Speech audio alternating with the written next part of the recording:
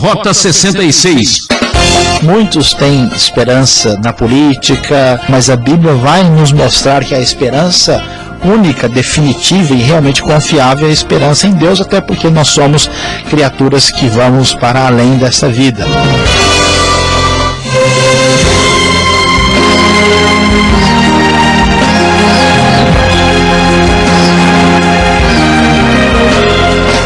Eu já sei, você está esperando e a sua vez chegou. No ar, Rota 66, um programa feito para ninguém perder a esperança.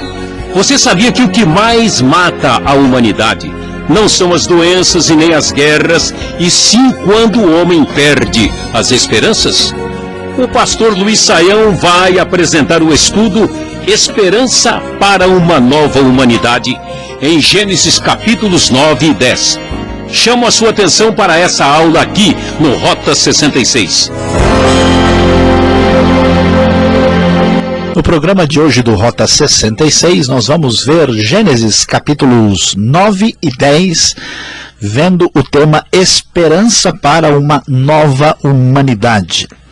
Depois do dilúvio, depois da destruição do grande julgamento de Deus sobre a humanidade, agora nós temos Noé com toda a sua família numa terra nova já sem habitantes. E quais os desafios que vão surgir nesse novo contexto quando Deus traz a sua bênção sobre Noé? O primeiro grande desafio que surge no novo cenário é a multiplicação da própria população. Deus abençoa Noé e seus filhos e diz, sejam férteis, multipliquem-se e encham a terra. Agora, a nova humanidade precisaria ser formada, uma ordem semelhante àquilo que foi dito ao próprio Adão, para que a terra pudesse ser povoada novamente depois do grande julgamento divino que atingiu a todos. E nesta nova situação há uma espécie de mudança. Existe uma ideia no texto bíblico que a terra, antes e depois do dilúvio, sofre muitas alterações. Parece que nem Noé tem consciência de tudo. Nós vamos ver que a vida das pessoas vai mudar, vão viver menos do que viviam anteriormente. Há uma nova atitude com relação à dieta humana. A partir de agora, Deus permite que o homem se alimente de carne, o que não acontecia anteriormente, mas há uma proibição clara nessa dieta, provavelmente uma referência à questão da própria violência. Versículo 4, a ordem de Deus é que não se poderia comer carne com sangue, porque o sangue é a vida, conforme nós lemos aí no próprio texto bíblico. E quando se fala sobre o sangue, aparece o texto bíblico dando uma ordem muito clara de que não se poderia derramar o sangue do homem de maneira criminosa, de maneira homicida, sem que isso fosse cobrado por Deus. O versículo 6, inclusive uma poesia no texto original, diz que quem derramar sangue do homem, pelo homem seu sangue será derramado, porque a imagem de Deus foi o homem criado. Porque a violência havia sido uma das principais razões porque Deus destruíra a terra por meio do dilúvio. O homem foi criado por Deus e, sendo criado por Deus, ele é a imagem de Deus. O versículo 6 enfatiza a realidade quando diz: quem derramar sangue do homem, pelo homem seu sangue será derramado, porque a imagem de Deus foi o homem criado. Isso estabelece a ideia de que o ser humano possui uma dignidade especial, diferenciada. O homem é criatura de Deus, mas ele não é simplesmente como as plantas e os animais. Ele foi feito à imagem e semelhança de Deus. E quando Deus abençoa Noé e sua família na nova terra, Deus quer de fato abençoá-los. Por isso, ele estabelece a sua aliança com Noé. Versículo 9, o texto diz: vou estabelecer a minha aliança com você e com seus futuros descendentes e com todo ser vivo que está com vocês. A aliança, versículo 11 deixa claro, nunca mais será ceifada nenhuma forma de vida pelas águas de um dilúvio, nunca mais haverá dilúvio para destruir a terra. A ideia da aliança que já havia sido pronunciada no capítulo de número 8, agora está claramente definida no capítulo 9. É importante ressaltar que na antiguidade, na região dos povos semitas, havia dois tipos de aliança. Uma aliança que era condicional, onde as duas partes tinham que cumprir o seu papel para que a aliança fosse validada. E uma outra aliança era uma aliança incondicional, na qual aquele que propunha aliança estabelecia a possibilidade clara de que aquilo iria acontecer independente de qualquer circunstância. Portanto, aqui Deus estabelece um tipo de aliança, que é uma aliança incondicional, ou seja, Deus vai manter a sua promessa de que a terra não será destruída plenamente por um dilúvio, conforme nós lemos aqui no versículo de número 11. Para comprovar isso, a aliança tinha um sinal concreto. Esse sinal concreto foi a manifestação do arco-íris que renovava a grande misericórdia de Deus. Prosseguindo o capítulo 9, nós vamos encontrar um episódio, um acontecimento surpreendente. Noé, como agricultor, plantou uma vinha e embriagou-se, aparentemente sem saber que isso poderia acontecer. Muitos acham que por causa das novas condições da terra depois do dilúvio, e então acabou ficando nu dentro de sua tenda.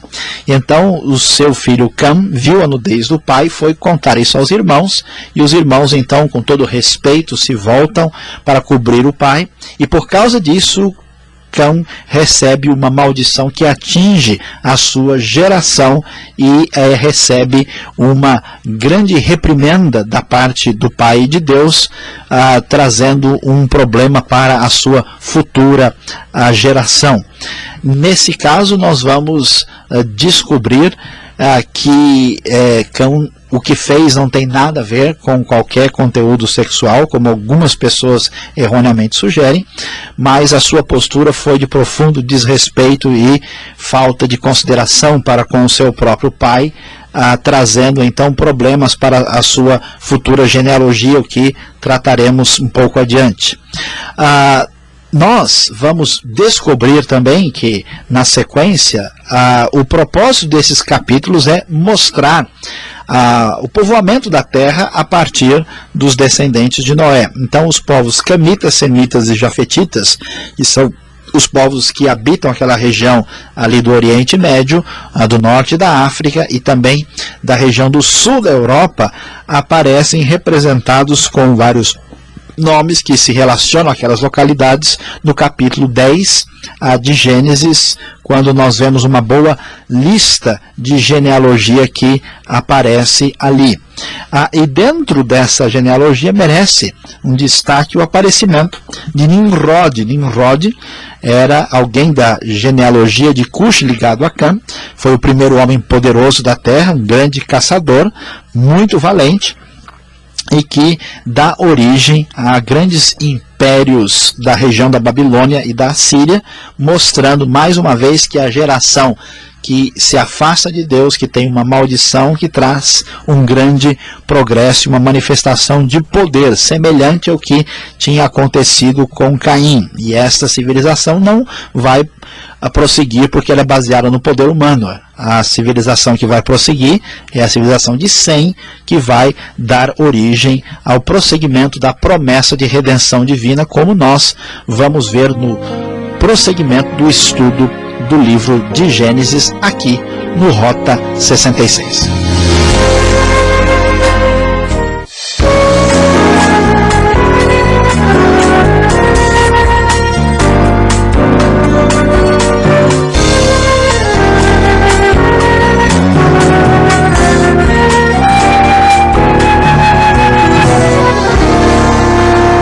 Ok, Saião, estamos aqui de novo com as perguntas e estou gostando da aula de hoje. Mas eu, como um bom aluno, levanto meu dedinho aqui e quero fazer algumas perguntas, assim como você que está nos acompanhando agora. Devemos comer sangue? É o que o texto diz. O que significa isso? um churrasco mal passado e já está condenado, é pecado mesmo. Como fica essa relação de comer sangue? O que isso tem a ver com a gente hoje? Muito boa a pergunta, Alberto.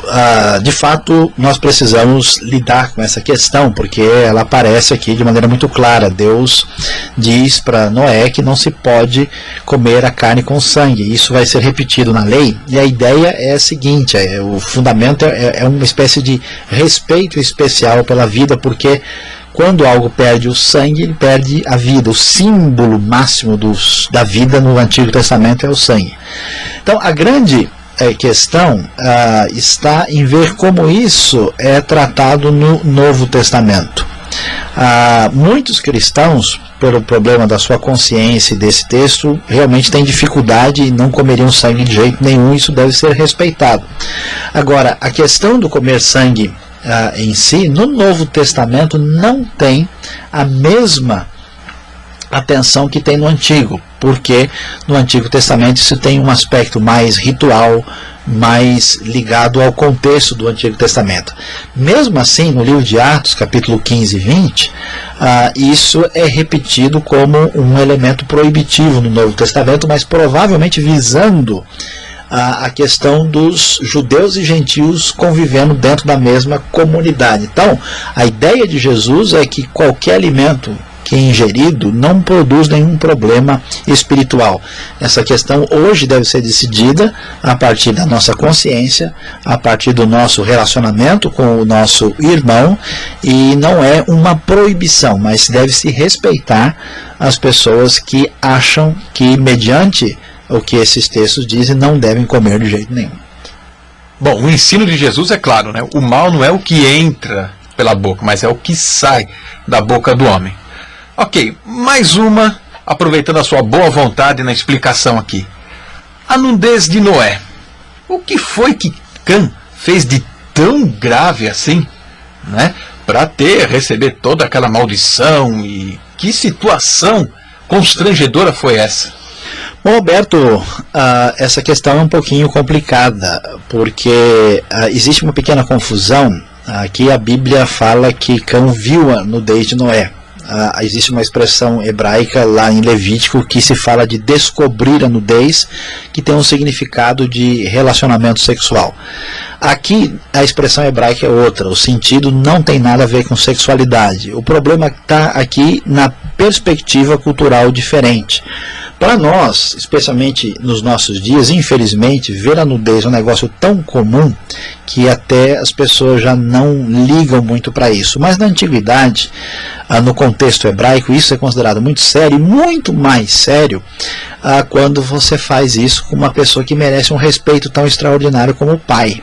Então, ver a nudez do pai e achar que isso é uma coisa comum, que você sai contando para quem está lá fora, assim, sem problema nenhum, revela que Cã tem um relacionamento problemático, de desrespeito, de ruptura profunda com Noé. Aquele episódio, vamos dizer, foi a gota d'água, e portanto ele mostra que a sua relação com o pai é complicada. Por isso, como a relação com o pai é problemática, a relação dele com os filhos e descendência vai ser prejudicada em função do seu desrespeito profundo e sério, que no Antigo Testamento é muito grave. Tá certo. Então, como é que vai ficar assim Cã em relação à região onde ele vai habitar? Ele vai embora e leva consigo uma maldição. E pela posição geográfica, parece que ele vai lá para a África. E aí? Tem alguma relação Cã com, digamos, a miséria ou com a situação deste país hoje, ou durante a história toda?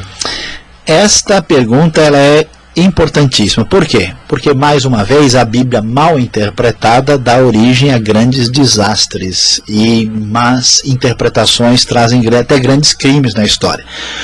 Durante muitos anos, muitas pessoas praticaram escravidão e trouxeram grandes problemas para o continente africano, se baseando nisso. Cã deu origem aos habitantes de todo o continente africano, e portanto eles estão amaldiçoados, são miseráveis e sofrem. Aí está a explicação disso. Isso ainda teve a razão que os filhos de Cã, Put, por exemplo, quer dizer Fut, ou Put quer dizer Líbia, Cush quer dizer Etiópia, e Misraim quer dizer Egito. Isso ainda reforçou essa ideia.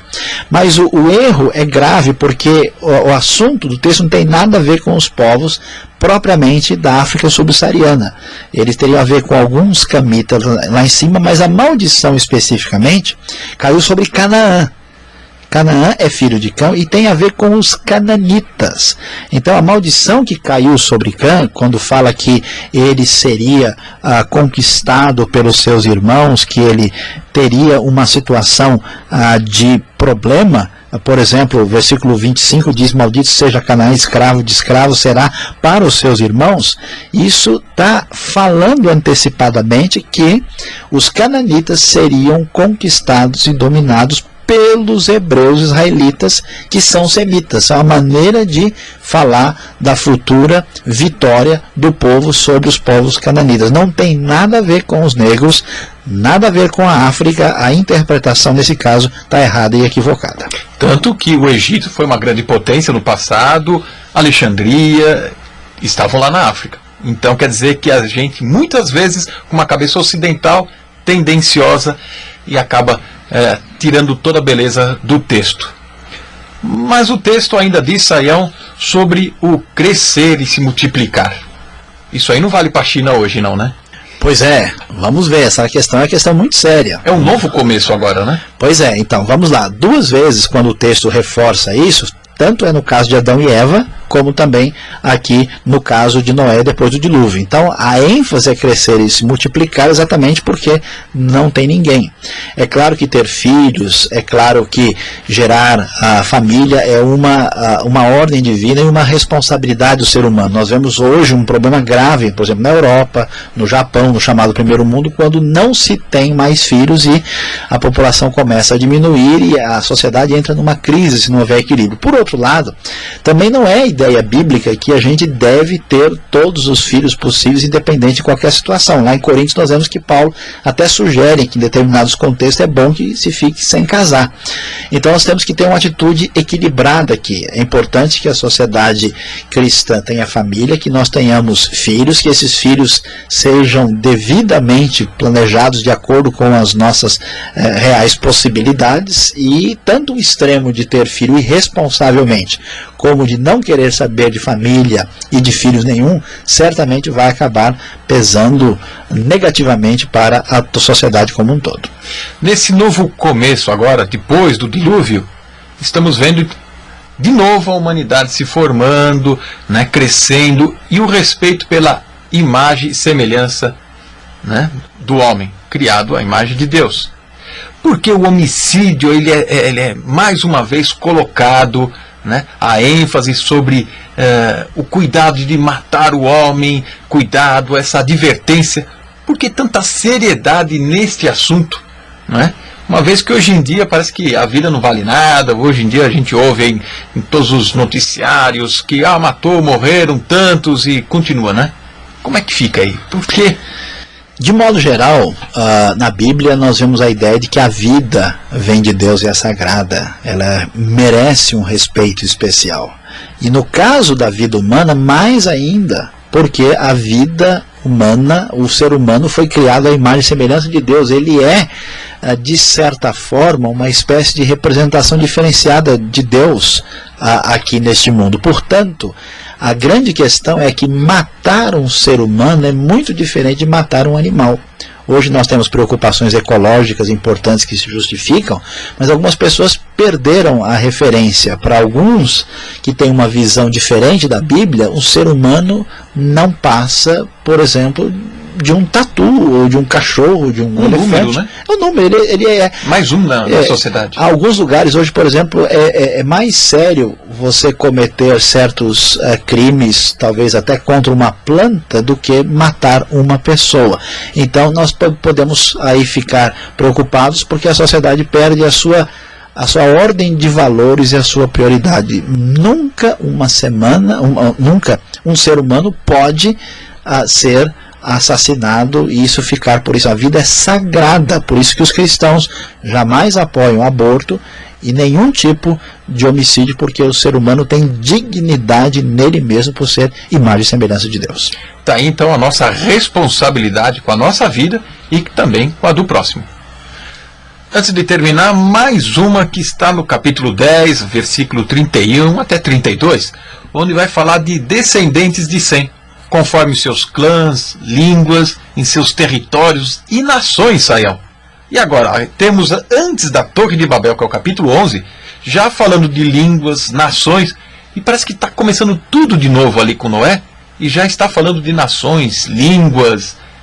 Foi um erro aí do autor, alguém se precipitou em contar a história antes. Dá para dar uma explicação aí? Perfeitamente, excelente observação, nem todo mundo percebe isso e realmente traz muita dúvida. Como é que o texto pode falar de línguas e nações se só vai haver divisão de línguas no capítulo 11? E aqui está uma questão importantíssima que merece a consideração, porque muitas pessoas leem Gênesis de novo com a nossa cabeça ocidental. A gente imagina que todos os fatos e acontecimentos estão numa ordem cronológica. A gente vai enfatizar o quê? O livro de Gênesis está organizado didaticamente. O interesse é ressaltar as grandes lições espirituais para o seu povo, para aqueles que querem aprender com a palavra de Deus. O autor tinha todo o texto diante de si. É claro que o detalhamento das línguas aparece no capítulo 11. Do ponto de vista cronológico, 10 e 11 estão invertidos. Mas não é problema para o autor ou o organizador final do livro, porque o que importa é a lição. Então ele prenuncia, ele está falando, houve uma divisão, aqui estão todos os povos, foram parar lá e foram divididos por línguas. Agora, como é que vai ser essa história de línguas? Vamos ver no capítulo 11, porque a cronologia não é o fator mais importante, mas sim a questão didática. É assim que nós entendemos capítulo 4 e 5, e a gente reorganiza a nossa mente para entender o livro que foi escrito numa perspectiva diferente da nossa. Agora sim, agora eu vou prestar mais atenção no próximo programa. Obrigado por enquanto e fique com a gente.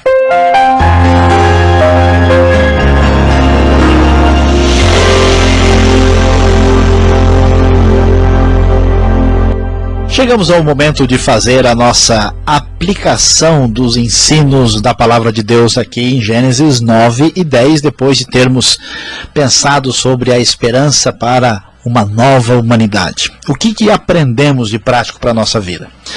A primeira coisa importante para ser destacada nestes dois capítulos é a importância da esperança. Como é difícil viver a nossa vida sem perspectiva, sem esperança. Muitos têm esperança na política, no governo, na situação econômica, na sua condição pessoal, mas a Bíblia vai nos mostrar que a esperança única, definitiva e realmente confiável é a esperança em Deus, até porque nós somos criaturas que vamos para além dessa vida.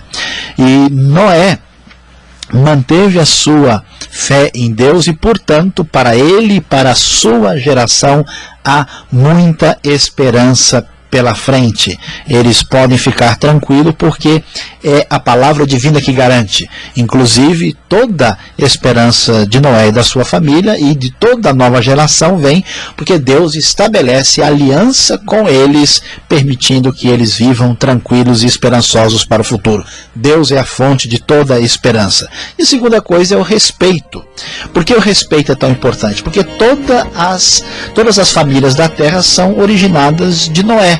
Somos todos irmãos. Deus proíbe veementemente o assassinato nesse texto, mostrando que somos todos vindos do mesmo Deus e precisamos amar e respeitar as outras pessoas, mesmo que elas sejam diferentes de nós, porque temos uma origem comum e somos todos tendo a mesma dignidade perante Deus, sendo todos feitos à imagem e semelhança de Deus. Lembre-se, tenha esperança e ame o seu próximo.